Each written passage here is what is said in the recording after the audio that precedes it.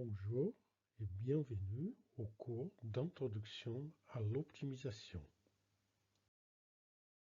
Aujourd'hui, nous allons étudier les formules explicites.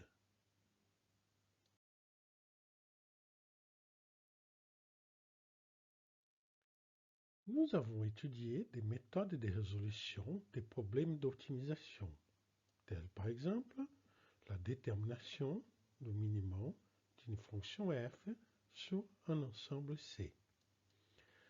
Les méthodes sont généralement itératives et leur résultat peut dépendre du choix des paramètres utilisés dans la procédure d'optimisation.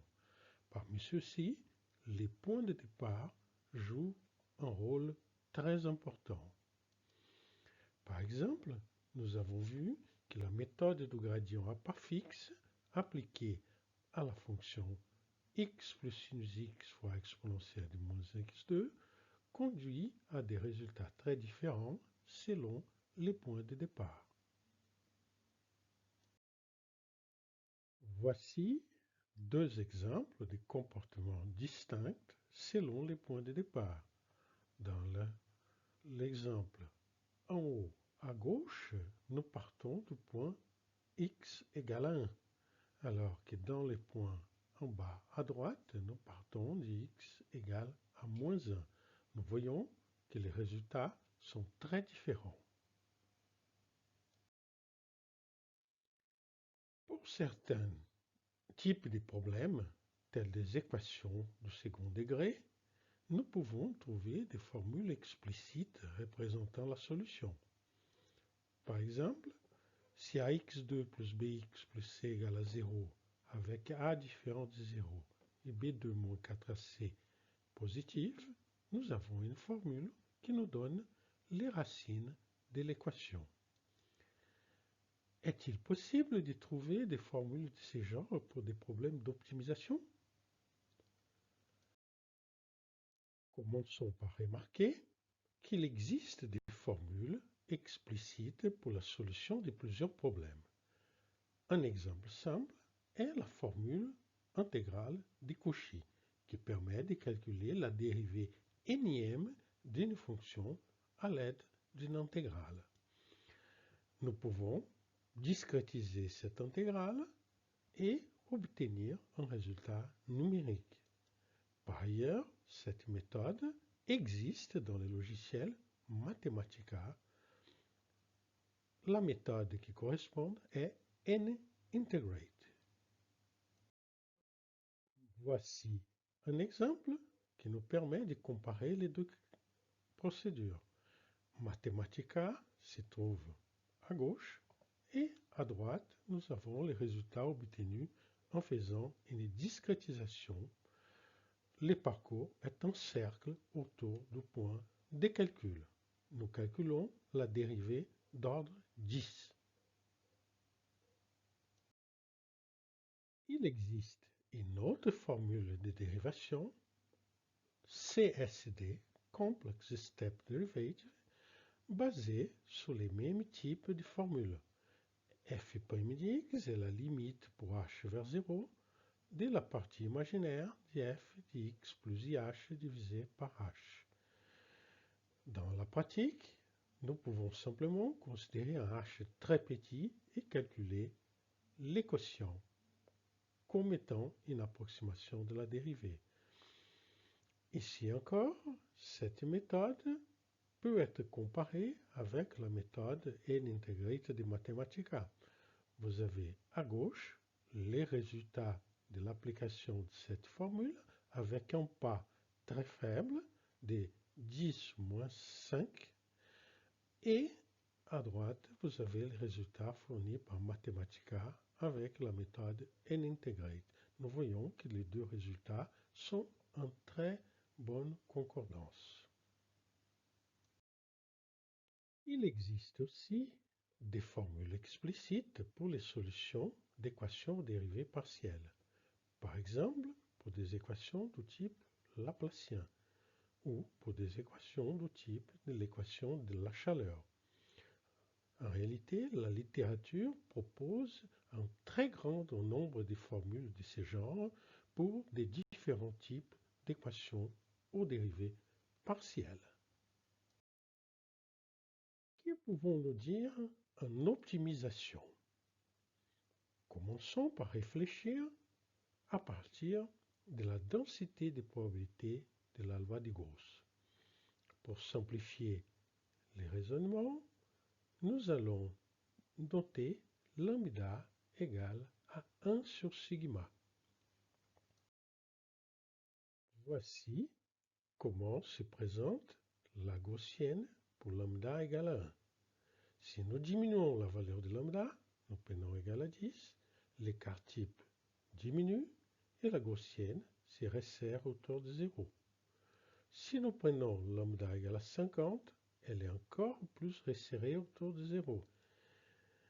Et pour lambda égale à 100, beaucoup plus encore. Nous voyons donc que la gaussienne a une tendance à se concentrer et à devenir une masse de Dirac lorsque l'écart type tend vers 0. Voici encore un exemple avec lambda égale à 1, puis lambda égale à 10, puis lambda égale à 50, puis lambda égale à 100, et enfin lambda égale à 1000. Regardons l'évolution de la moyenne et de la variance de la gaussienne avec la valeur de lambda.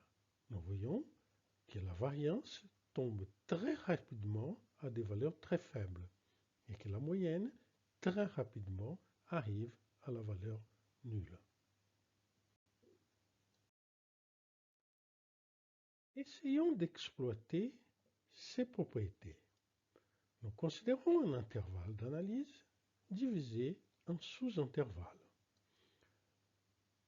L'espace entre les intervalles est identique. Il s'agit d'une partition équidistante de l'intervalle considéré. Prenons la droite réelle et plaçons les points correspondant à cet intervalle, qui sont notés de x1 à xn plus 1. Nous associons à chacun de ces points une probabilité discrète issue de la loi de Gauss. Nous associons P indici égale à la densité de la loi de Gauss normalisée par la somme totale des probabilités des points considérés. Essayons d'exploiter ces propriétés dans un but d'optimisation. Considérons l'indice K qui correspond à la plus petite valeur de xi au carré parmi tous les points considérés. Nous considérons la probabilité associée à ces points. Nous pouvons multiplier le haut et le bas de cette égalité par exponentielle de lambda xk au carré. Ou, si vous préférez, nous pouvons tout diviser, les numérateurs et les dénominateurs, par exponentielle de moins lambda xk au carré sur 2. Nous obtenons une formule qui fait apparaître la différence entre xj au carré et xk au carré. Étant donné qu'xk au carré est la plus petite valeur, xj au carré moins xk au carré est toujours positif. Nous avons donc ces nombres qui s'écrivent sous la forme de 1 plus la somme des exponentielles de moins lambda xj au carré moins xk au carré pour toutes les valeurs qui sont supérieures à xk au carré. Que se passe-t-il lorsque nous faisons lambda tendre vers l'infini? Lambda multiplie des valeurs positives. Donc lambda fois xj au carré moins xk au carré tend vers l'infini. Et exponentielle de moins lambda xj au carré moins xk au carré sur 2 converge vers l'exponentielle de moins infini, soit 0. Nous avons donc que P indice K tend vers 1 pour lambda vers plus infini. De manière cohérente avec ces résultats, il est possible de démontrer que si xi au carré est supérieur à xk au carré, la valeur de la probabilité pi tend vers 0 pour lambda vers l'infini. Il en résulte que la moyenne x bar sur l'ensemble des points converge vers xk pour lambda vers l'infini. Par conséquent, la probabilité se concentre sur la plus petite valeur de x au carré. Reprenons notre partition. Nous avions défini notre probabilité entre l'aide d'une gaussienne. Donc, exponentielle de moins lambda x au carré sur 2. Supposons que maintenant, qu'à la place de la gaussienne, nous considérons une fonction f arbitraire.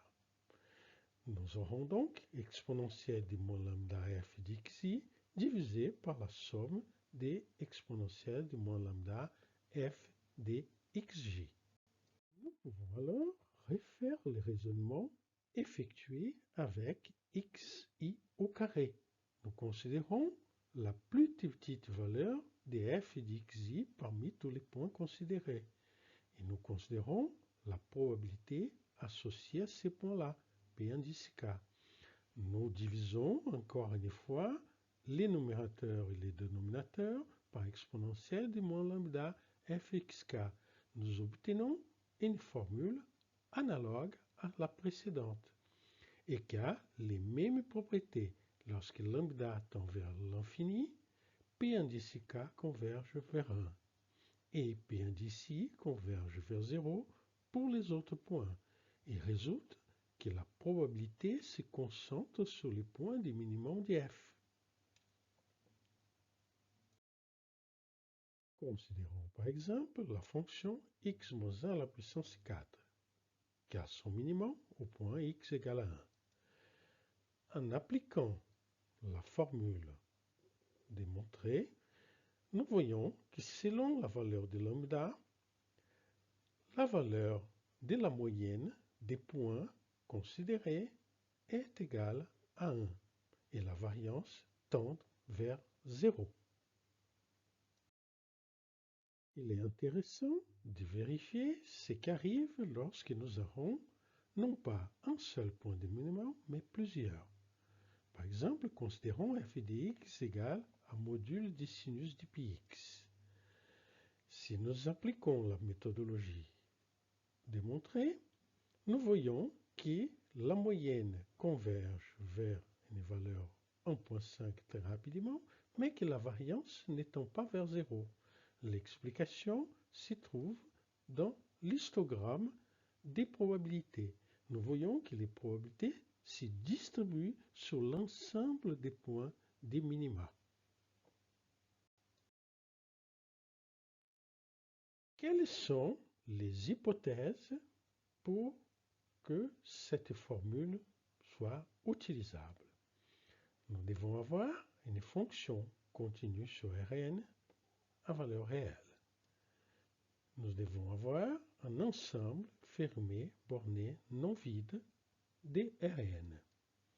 Une fonction g continue sur R2 est strictement positive et décroissante dans sa deuxième variable. X étoile doit être le seul point du minimum dans C. Comme nous l'avons vu, cette hypothèse peut être levée, mais nous allons avoir une distribution des probabilités sur les points du minimum. Il est donc plus commode de considérer des régions où il y a un seul point du minimum, quitte à étudier plusieurs régions. Dans ces conditions, nous pouvons démontrer que les points du minimum global de f dans S vérifient x étoile égale à la limite pour lambda vers l'infini de la moyenne de xg de lambda f de x sur la moyenne de g lambda f de x. En termes numériques, nous pouvons faire une approximation en utilisant un échantillon. Si nous disposons du n-tirem, nombre de tirages maximal, des valeurs d'x, nous pouvons approcher la moyenne par la moyenne sur l'échantillon, en utilisant une valeur de lambda suffisamment grande pour avoir une bonne approximation. Il est intéressant de noter que ces formules sont valables même dans les cas où l'inconnu x est une fonction ou un champ, par exemple un champ de vitesse, un champ de contrainte ou un champ de déplacement. Par exemple, voici l'application de cette formule à une hypotranflexion ou au problème de la brachistochrone. Avant de passer à la pratique, illustrons les comportements de cette méthode à l'aide de quelques exemples. Par exemple, considérons la région en étoile ci-dessus. Nous pouvons appliquer la méthode à quelques fonctions classiques pour vérifier si le résultat fourni est correct. Nous voyons qu'il n'est pas toujours correct.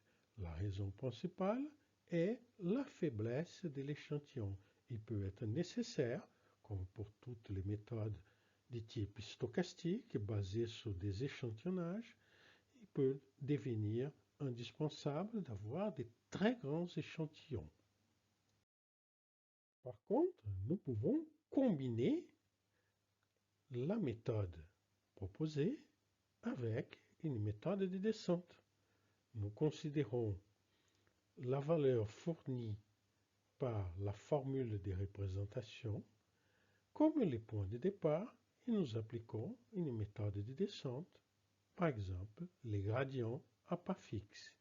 Voici les résultats, ils sont déjà beaucoup plus proches des valeurs réelles. En réalité, nous pouvons étudier les taux de succès de la méthode.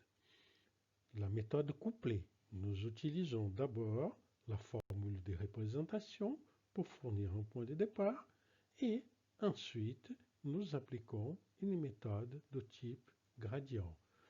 Nous examinons ici quelle est la probabilité de trouver les résultats corrects. Nous voyons qu'à partir du moment où nous utilisons la formule de représentation, la probabilité est égale à 1. Lorsque nous utilisons une méthode de gradient avec des perturbations stochastiques, comme nous l'avons montré dans les cours sur les algorithmes stochastiques, la probabilité de succès est encore grande, mais n'est plus tout à fait de 100%. Enfin, si nous combinons les deux méthodes, les perturbations et la formule de représentation pour nous donner un point de départ, nous retrouvons des probabilités de l'ordre de 100%, même lorsqu'il n'y a pas de perturbation stochastique. Voici un graphique qui donne les probabilités de succès. Nous voyons que nous pouvons atteindre des probabilités de l'ordre de 100%. Voici un cas plus compliqué, celui de la fonction de Rastringin décentrée. La probabilité de succès est de l'ordre de 100% jusqu'à la dimension 15. Après, elle a tendance à tomber jusqu'à 0. Cette fonction est beaucoup plus difficile à minimiser que les précédentes. Les exemples étant donnés, il est temps de passer à la pratique. Merci pour votre attention. Au revoir.